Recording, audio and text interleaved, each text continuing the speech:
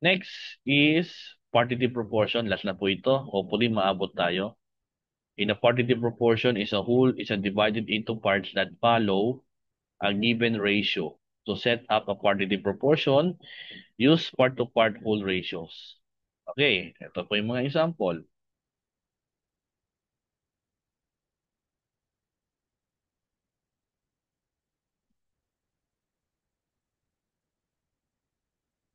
Okay, example number 7. A meter ribbon is cut into two pieces with a ratio of 2:3. So ito po ay partitive. Ibig sabihin, hinati. Okay. Shorter part natin, we have the total number of parts, 2:5. Longer part, total number of parts is 3:5. Actual length is desired location, length of the ribbon. So yung N1 is to 20 and N2 is to 20. Okay? So 2020 ha, 2020 yan. Okay, shorter piece, 2:5 is equal to N1 is to 20. And then yung longer piece naman is 3, 5, and 2 is equal to 20. So ilan daw po ito? Ilan daw po ito? Ito po yung shorter, ito ang longer piece. Okay, next. Multiply the means and extreme. Ayan po siya. Multiply yung means sa extreme. So 5 times 1 is equal to 5 and then 2 times 20 is 40. So ang shorter piece is 8.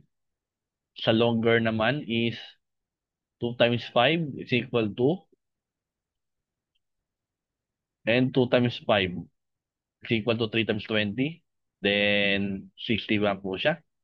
And then yung n squared o n2 o yung longer piece ay 12 kasi 60 divided by 5 is equal to 12.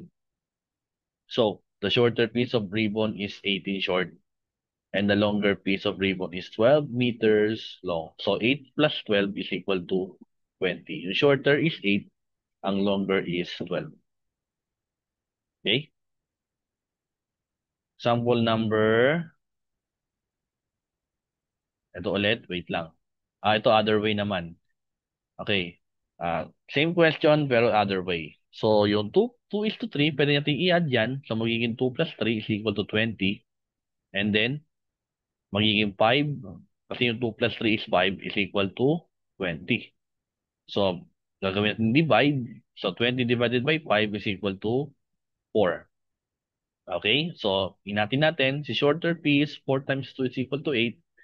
And then, 4 times 3 is equal to 12. Okay po. So, yung 2 is to 3 times 4. So, 4 times 2 is 8. And then 3 times 4 is 12.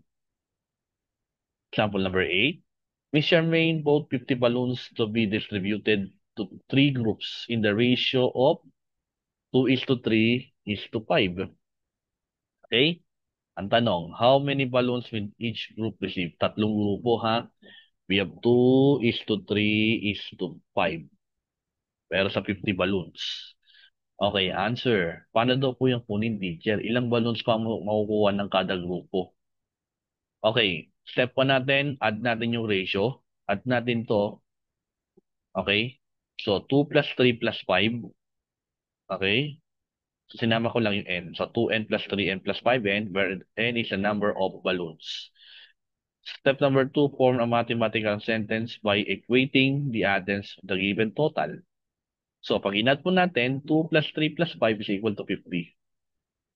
Okay? Next.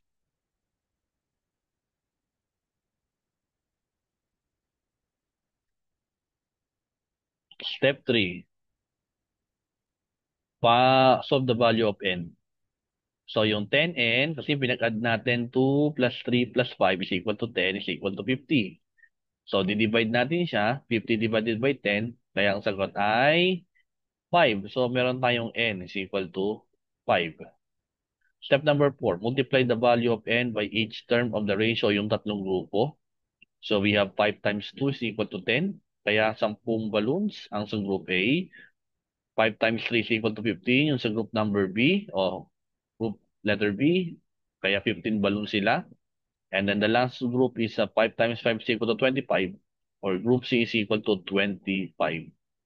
So, ang ratio ay 2 is to 3 is to 5 is equal to 10 is to 15 is to 25 balloons for each group, for the total of 50 balloons. Naintindihan po ba? Mahirap ba? Ulit-ulitin nyo lang po. Maiintindihan nyo rin po. Sample number 9, ito po, sarili kong sagot.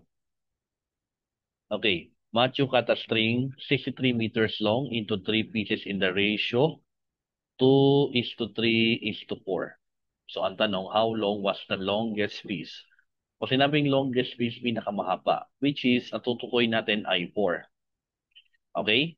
So, unang step na gagawin natin, we have 2 plus 3 plus 4 is equal to 63. So, 2 plus 3 plus 4 is equal to 9. Is equal to 63. So, magiging divide dyan. So, we have 63 divided by 9 is equal to 7. So, meron na kayong 7. So, ilang sukat daw yung sa longest piece, pero wala pa yung sagot dito, ha? So, yung ratio, babalikan po natin, which has 7 times 2, 7 times 3, and then 7 times 4. So, 7 times 2 is 14, 7 times 3 is 21, and then 7 times 4 is 28. Pag tinotal natin siya, we have 63 meters. Okay? So, how long was the longest piece? Sino yung longest piece? Ito po yun. Si 28 meters. Okay, so the answer is 28 meters long. Okay, naintindihan po ba? Alright, so pwede nyo kopyahin ito, pwede nyo i-post muna habang kinokopya nyo yung lecture. Sige po, last example. Example number 10, we have Agatha, Summer, and Kaylee will share an allowance of 270 in the ratio of 2 is to 3 is to 4. How much will each receive? Magkano makukuha ni Agatha? Magkano makukuha ni Summer? Magkano makukuha ni Kaylee? Okay. So, sige po. Ano po ang ratio? 2 is to 3 is to 4. Pag sinap po natin yan, pinag-add po natin 2 plus 3 plus 4 is equal to 270.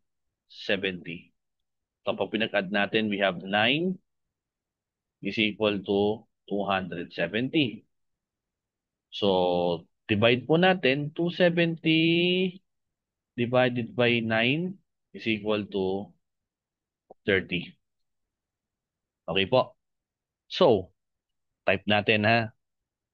So, ano po yung sagot? So, meron na tayong 30. Okay? So, we have 30 times 2. This is for Agatha. And then, Summer, 30 times 3. And then, Kaylee, 30 times 4. Pagpantayin natin.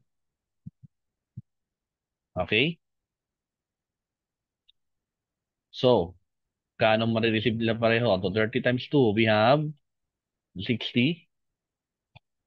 Kay Summer, magkano? Which is 90 pesos.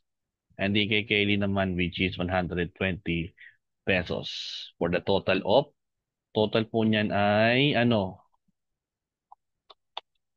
total po niyan ay 270 pesos. So, yun po yung makukuha nila. Kay Agatha, 60, Summer, 90, Kaylee, 120 pesos. Yeah. Did you get it? Alright. So, time check natin. 12:47 na. Already 1 o'clock. Kailangan nang matulog. Okay. So, yan. Before we call it for today, sagutan po yan. Identify nyo po kung anong proportion ng ginamit, then sagutan po ninyo. Okay po, kung direct, sagutan nyo po kung direct. Kung indirect, gawin nyo pong indirect, sagutan nyo. Kung partitive, sige po, pwede nyo sagutan. Okay? So, that's it for today.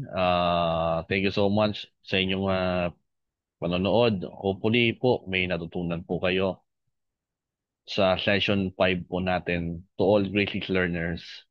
Maraming maraming salamat po. And that's it for you and for me.